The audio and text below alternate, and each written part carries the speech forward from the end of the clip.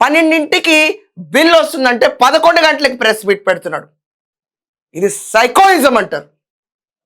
Okay, అసెంబ్లీకి రాడు, కానీ ఎవరైతే పండగ చేసుకుంటారో ఆ పండగను నాశనం చేయడానికి మొదట ఉంటాడు. It's a practical television show what is showing today. Uninterrupted advertisement again. ఈరోజు నలుగురు ఎంపీలు వీళ్ళ స్టాండ్ ఏంటి?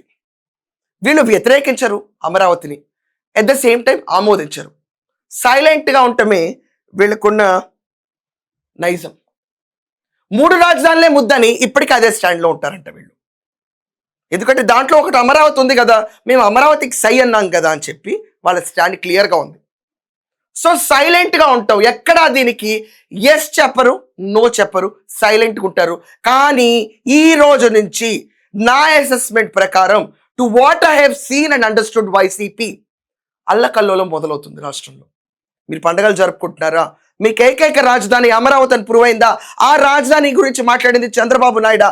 ఓకే ఫైన్, మీరు తీసుకున్న తీర్మానాన్ని మేము చాలా విద్వేషపూరితంగా ఇష్యూని డీవియేట్ చేసి రాష్ట్రంలో ఎవరైనా హాయిగా పండగ జరుపుకుందాం అనుకుంటే మేము వచ్చి దానికి ఏదో ఒక పెంట పెడతాము, నిరసనలు తెలుపుతాము అని చెప్పి ఈ బ్యాచ్ మొదలవటం ఖాయం. Because they don't like to see us happy. That's a basic line. ఈ లైన్ ఎవరు కాదని వీడి గురించి.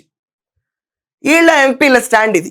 వీళ్ళ ఎమ్మెల్యేల స్టాండ్కి వచ్చేటప్పటికి వేశ్యలకు రాజధాని అమరావతి అన్నారు. ఓపెన్గా సాక్షిలో డిబేట్ నడిపారు.